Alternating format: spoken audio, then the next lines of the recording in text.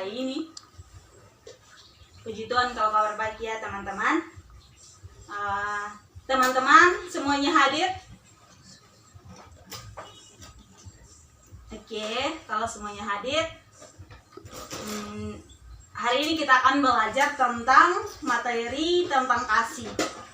Tapi sebelumnya, Ibu memimpin kita dalam doa. Mari kita berdoa. Amin. Oke teman-teman, masih ingat materi minggu lalu? Oke baik, kalau masih ingat, nah hari ini kita akan belajar tentang kasih ya teman-teman. Teman-teman, siapa yang tahu apa itu kasih? Apa? Oke, terima kasih ya. Oke, Ibu akan menjelaskan apa itu kasih. Nah, kasih adalah perasaan yang dimiliki oleh setiap orang. Perasaan ini akan timbul apabila manusia tersebut mempunyai rasa memiliki dan menyayangi. Kasih juga bisa dikatakan hubungan keterkaitan antara manusia tersebut dengan sesuatu. Dan bisa juga bermakna luas, bukan hanya antara manusia dengan manusia, tetapi bisa juga antara Tuhan dengan manusia. Dan dengan adanya rasa kasih tersebut membuat manusia mempunyai tujuan hidup yang akan diperjuangkan. Teman-teman, makna kasih yang sesungguhnya itu bagaimana kita memberi yang terbaik buat orang lain. Baik itu membahagiakan, tidak merebut kebahagiaan orang lain, dan membuka pintu hati untuk sebuah kasih. Teman-teman, kasih adalah suatu perasaan, tetapi kasih ini beda dengan cinta. Ingat itu, kasih itu beda dengan cinta. Kasih lebih bersifat rasa kepedulian seorang insan tanpa ingin meminta imbalan atas apa yang telah dilakukan untuk dikasihinya. Oleh karena itu, setiap insan mau diri mereka disayangi, karena dengan rasa sayang itu setiap insan dapat merasakan kebahagiaan yang hakiki. Nah, apabila sifat kasih sayang mulai luntur dan sifat dendam, kebenciannya lebih besar, maka akan menjanjikan kehancuran kepada sesuatu bangsa atau masyarakat. Teman-teman, itu pengertian dari kasih. Teman-teman, ada yang mau bertanya apa itu pengertian kasih? Belum mengerti bisa bertanya. Oke, baik, kalau mengerti ya, kita lanjut di bagian kedua. Kita perlu mengenal 4 jenis kasih menurut pemahaman Kristen. Kasih merupakan unsur yang terdapat dalam hidup manusia yang mampu menciptakan keharmonisan, kedamaian, serta hubungan sosial yang baik antara satu sama dengan yang lain. Nah, ada 4 kasih itu. Teman-teman, ada yang tahu kasih apa-apa saja?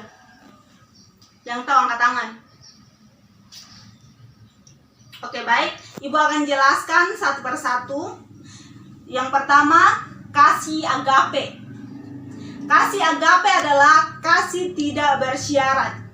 Cinta kasih yang tepat mengasihi walaupun tidak dikasihi. Nah, kasih agape biasanya dipergunakan umat Kristen untuk menggambarkan kasih Allah kepada manusia. Allah mengasihi manusia karena Allah itu adalah kasih. Seperti yang tertulis dalam kitab Injil pertama, Injil Yohanes pasalnya yang keempat, ayatnya yang ke-8. Sebab Allah adalah kasih. Nah, itu kasih yang pertama ya teman-teman. Nah, kasih yang kedua itu kasih phileo. Kasih phileo adalah kasih yang biasa terjadi di lingkungan persaudaraan atau sahabat. Artinya, kasih ini muncul karena adanya sesuatu berhubungan saudara atau sahabat.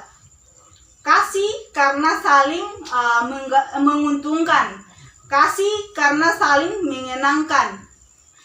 Kasih karena saling mengagumi.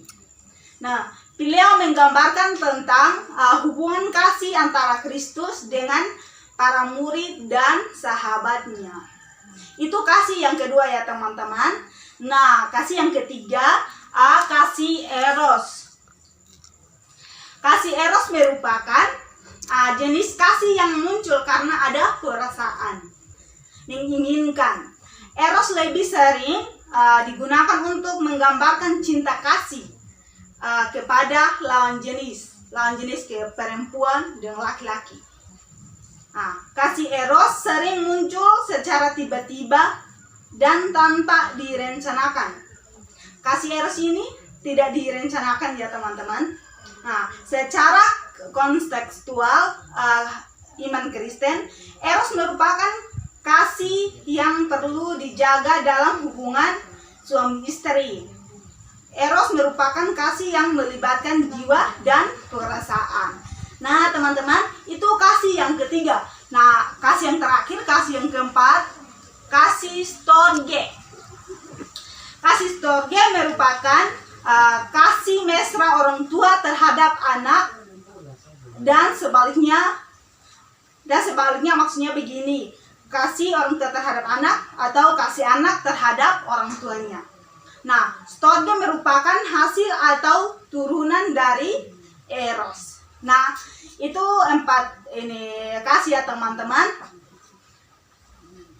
Teman-teman semua mengerti yang Ibu jelaskan 4 kasih ini?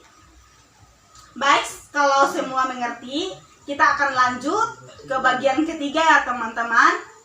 Ada 4 lagi ya teman-teman, definisi kasih yang perlu kita tahu. Nah, kasih adalah perintah Tuhan, memerintahkan kita supaya saling mengasihi. Dan inilah kasih itu, yaitu bahwa kita harus hidup menurut perintahnya. Itu kita bisa baca dalam kedua Yohanes pasalnya yang ke-1 ayat ke-6a. Nah, kita mungkin akan selalu bisa mengontrol emosi kita, dan Tuhan pun tidak mungkin selalu memerintahkan kita untuk melakukan segala sesuatu. Bayangkan bagaimana kalau Tuhan harus memerintahkan seorang anak kecil untuk tumpuk dalam, mungkin setelah memerintahkan kita untuk melakukan segala sesuatu. Teman-teman, nah itu ada 4 definisi ya. Nah, saya akan menjelaskan keempat definisi. Yang pertama itu kasih adalah pilihan. Itu kita bisa baca dalam kitab pertama Korintus pasal 14 ayatnya yang pertama. Dikatakan, kejarlah kasih itu dan usahakanlah dirimu memperoleh karunia-karunia roh, terutama karunia untuk bernubuat. Teman-teman, kalau kita bertindak mengejar sesuatu, itu artinya kita membuat pilihan. Begitu pula hanya dengan kasih. Mengasihi adalah pilihan. Kita diberi pilihan untuk mengasihi atau tidak. Kitalah yang memilih mencintai orang lain, sama seperti Tuhan yang memilih untuk mengasihi kita. Nah, itu kasih yang pertama ya teman-teman. Kasih yang kedua, kasih itu adalah tindakan. Kasih atau cinta harus dibuktikan oleh tindakan atau perbuatan. Alkitab berkata, anak-anakku, marilah kita mengasihi bukan dengan perkataan atau dengan lidah, tetapi dengan perbuatan dan dalam kebenaran. Itu kita bisa baca dalam pertama Yohanes pasalnya yang ketiga ayatnya yang ke-18. Nah, teman-teman, setiap hari Tuhan menyediakan kesempatan supaya kita bisa menunjukkan kasih ke semua orang di sekitar kita. Hanya saja kitalah yang suka abaikan dan terlalu sibuk dengan diri kita sendiri. Nah, teman-teman, kasih yang terakhir yaitu kasih adalah komitmen. Alkitab mengatakan kita bisa baca dalam pertama Yohanes pasal 4 ayat 16b bahwa Allah adalah kasih, dan barang siapa tetap berada di dalam kasih, ia tetap berada di dalam Allah dan Allah di dalam dia. Oke teman-teman, itu materi kita hari ini. Teman-teman, kalau belum mengerti, silahkan bertanya. Dari yang pertama, pengertian kasih, mengenal 4 jenis kasih, terus yang terakhir itu 4 definisi kasih. Teman-teman, kalau belum mengerti, silahkan bertanya. Ada yang mau bertanya? Tidak ada, semuanya mengerti? Oke, terima kasih. Kalau semuanya mengerti, tidak ada yang mau bertanya, kita akan lanjut materi di minggu depan. Ibu akan berdoa kasih kita untuk kita pulang ya. Oke, mari kita sama-sama menghadap Tuhan di dalam doa. Mari kita berdoa. Berdoa selesai. Oke teman-teman, kita akan lanjut di minggu depan ya. Shalom, selamat siang.